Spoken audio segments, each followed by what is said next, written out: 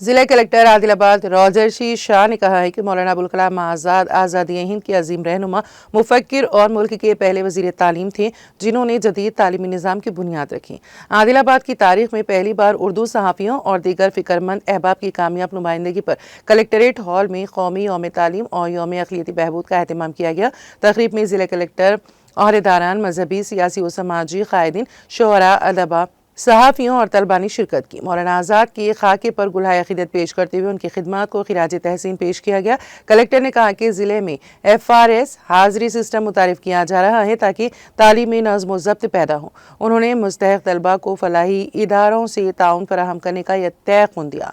Minority commission member Mohammad अत्थरुल्लाह ने कहा है कि तालीम तरक्की की कुंजी है और अक़लियती इदारों की बेहतरी के लिए ठोस इक़दामात ज़रूरी हैं। उन्होंने शुअरा व सहाफ़ियों की खिदमत के एतराफ़ में एजाज़ात देने की तजवीज़ रखी। DCCB चेयरमैन भूजा रेड्डी ने हुकूमत की अक़लियती बहबूद स्कीमात पर रोशनी डाली। शेख कलीम अहमद अक़लियती बहबूद ऑफिसर ने अपने खिताब में जारी स्कीमात और तरक्याती कामों का तफसीली जिक्र किया। सैयद रोहिल ने निज़ामत के फ़राइज़ बहुस्न खूबी अंजाम दिए। सियासी कायदीन ज़हीर रमज़ानी, सिराज क़ादरी, हाफिज़ अबू बकर हामिद, अब्दुल अज़ीज़ व दीगर ने खिताब किया। तलबा और तालिबात ने उर्दू, अंग्रेज़ी और तेलुगु में मौलाना आज़ाद की हयात व खिदमात पर तकारीर पेश की। ज़िला कलेक्टर ने शोरा, असातिज़ा और मीडिया नुमाइंदों को शॉल व गुलदस्ते पेश करके एजाज़ से नवाजा। इख्तिताम पर मौलाना आज़ाद के पैगाम तालीम व इत्तेहाद को आम करने का अहद किया गया।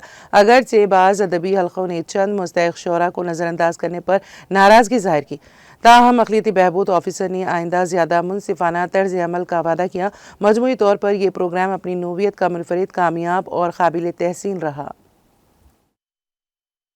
मैं सलाम और आदाब भी बोलता हूँ। फिर से आप सबको Maulana Abul Kalam Azad 137th birth anniversary का सबको बधाई भी देता हूँ।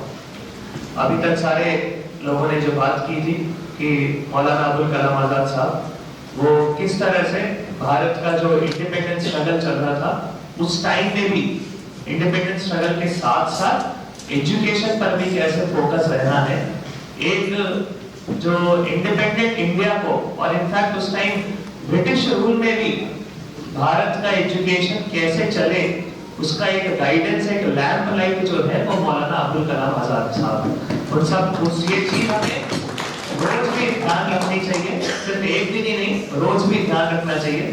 सारी कम्युनिटीज को, मुस्लिम कम्युनिटी हो गई, क्रिश्चियन कम्युनिटी हो गई, हिंदी कम्युनिटी हो गई, सारी कम्युनिटीज को भी इस चीज का ध्यान रखना चाहिए। जो भी है एकदम परफेक्ट, जो अच्छे घर वाले बच्चे अपने बच्चों को जैसा देते हैं ना उसके हिसाब से मेनू तैयार किया गया है। सुबह में टिफिन है, स्नैक्स है, शाम में स्नैक्स है, खाना है, ब्रेकफास्ट है, उससे फेस्टिवल है तो स्पेशल है, और 2 बार चिकन है और 1 बार मटन की अपॉर्चुनिटी हमारे कलेक्टर साहब तो अप्रूवल दिए। बोले तो अपने पहले मटन का प्रोविजन नहीं था, ये 8 दिन 10 दिन पहले सार हो क्या बोलते इससे पहले कुछ टेंडर में कुछ कम ज़्यादा हुआ क्या हुआ नहीं मालूम है, तो 2 बार चिकन प्लस 1 बार मटन के वास्ते भी अपने प्रोविजन संडे के दिन मटन भी दिया जा रहा है। उनको उन लोगों के भी रेट्स जो भी अपने सप्लाई करने वाले होंगे रेट से कम है वो तो साथ उन लोगों का भी 30% रेट हाइक करके उन लोगों को पकाने वालों को होंगे उन लोगों का भी रेट बढ़ाए हैं। और इसका सप्लाई करने वाले वेजिटेबल वालों को बहुत लाभ हो रहा है। बोलते साथ सबका रेट साथ 30% हाइक कर दिए पुराने रेट से, जब वो तो टेंडर नहीं हुआ इसलिए पुराने रेट से जो भी है उससे 30-35% हाइक करके उन लोग दिया गया। उन लोग भी बहुत अच्छा खुश है। मेरा नाम अलीना परियार है, मैं जमात साइंस की 23 गर्ल्स में आदिलाबाद की तालिबे इल्म हूँ। आज मैं आपके सामने एक तकरीर पेश करना चाहती हूँ। मेरी तकरीर का उन्वान है कौमी यौम तालीम और अक़लियती बहबूद। दरअसल 11 नवंबर को हिंदुस्तान के एक अजीम मुजाहिद आज़ाद मुस्लिम कौम, दानिशवर कायद और अजीम व सियासी रहनुमा यानी मौलाना अबुल कलाम आज़ाद की यौम पैदाइश के तौर पर यौम तालीम मनाते हैं।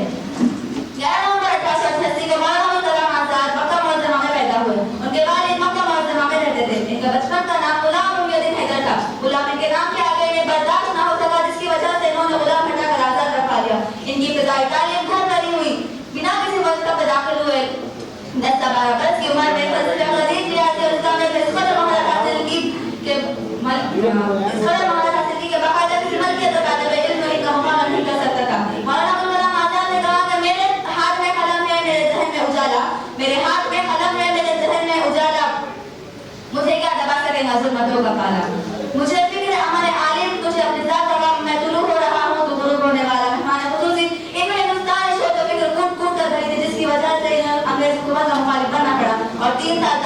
जिंदगी गुजारे। ये हमेशा हिंदू मुस्लिम इत्तेहाद के लिए कोशिश रहते थे। मैं सलाम और आदाब करते हुए आज के प्रोग्राम जो मुनक्किद किया गया है, मैं डिस्ट्रिक्ट कलेक्टर साहब से तहे दिल से उनका शुक्रिया अदा करता हूँ, क्योंकि हिंदुस्तान में इसी तरीके के प्रोग्राम के ताल्लुक से साहब से हमारा कुछ आर्गुमेंट भी हुआ था, लेकिन आज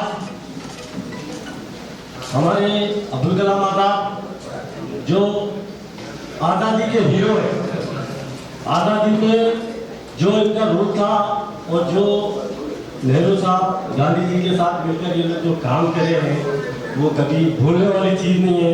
दुनिया खत्म होने तक ये हीरो का नाम रहने वाला है। इसलिए आज हम इसको उर्दू की, यानी कि आज हमारा जो मुसलमानों की जो उर्दू हमारी जो अहमियत की चीज़ है, उसके लिए एक दिन, यानी कि उनके ह्यूमन बजाज के दिन ये दिया गया है। आज मौलाना अब्दुल कलाम आज़ाद साहब की बर्थ एनिवर्सरी मनाए रहे हैं, मगर यहाँ पे असल मौलाना अब्दुल कलाम आज़ाद साहब एक अच्छे सहाफ़ी थे, एक अच्छे शायर थे। हमारे पास में शायरों की कमी होती जा रही है। जो शायर जो आगे बढ़ के काम करना चाह रहे हैं उनके लिए कोई एक स्टैंड नहीं है, उनके लिए कुछ एक प्लेटफॉर्म नहीं है। मैं उसके लिए कलेक्टर साहब से गुजारिश करता हूँ कि हमारे पास जो शायर हैं जो शायरी करते हैं, उन लोगों के लिए कुछ एक यहाँ पे एक ऑडिटोरियम बनाकर उनको एक प्लेटफॉर्म किया जाए। और एक चीज़ साहब, मैं यहाँ तो सब मौलाना अब्दुल कलाम आज़ाद साहब के बारे में सब बोल चुके हैं, और एक चीज़ मैं यहाँ बताना चाहता हूँ, MBBS Shadnagar Urdu medium school साहब, वहाँ पे स्कूल की बिल्डिंग नहीं है कलेक्टर साहब, वहाँ पे एक स्कूल बिल्डिंग नहीं है। एक टीचर वहाँ खुद के जेब से रेंट पे कर लेते हुए स्कूल चला रही है। फर्स्ट उसके ऊपर तवज्जो देना चाहिए। ऐसे थोड़ी चीज़ आप नोट कर लेंगे सब, आप पर्सनली आप उसको लेंगे तो बहुत अच्छा रहेगा। మైనార్టీ పెద్దలకు, క్రిస్టియన్ మైనారిటీలకు, అన్ని పార్టీల రాజకీయ నాయకులకు, పాత్రికేయ మిత్రులకు అందరికీ నా యొక్క పేరు పేరున నమస్కారం తెలియజేస్తా ఉన్నాను. ఈరోజు ఆనాడు కేంద్రంలో మంత్రిగా కొనసాగి, ఆనాడు మహాత్మా గాంధీ గారితో, అదేవిధంగా నెహ్రూజీతో, బాబాసాహెబ్ గారితో కానీ ఎందరో ఫ్రీడమ్ ఫైటర్లతోనే ఆనాడు మనకి స్వాతంత్రం తేవడం జరిగింది.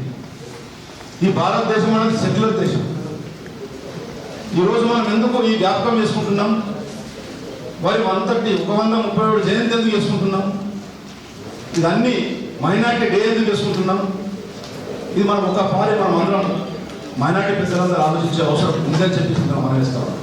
అటువంటి మహానుభావులు ఈ సెక్యులర్ భారతదేశంలో అందరూ బాగుండాలి, దేశం పేరే భారతదేశం పెట్టడం జరిగింది.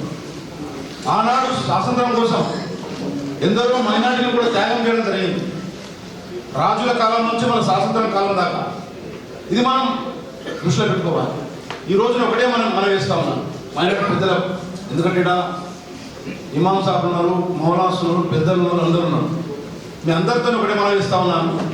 మనం అందరం కూడా ఈ రోజు కూడా స్వాతంత్రం వచ్చి 70 సంవత్సరాల పైన అవుతుంది. మార్పు అనేది ఈ 20 సంవత్సరాల నుంచి కొద్దిగా వచ్చింది.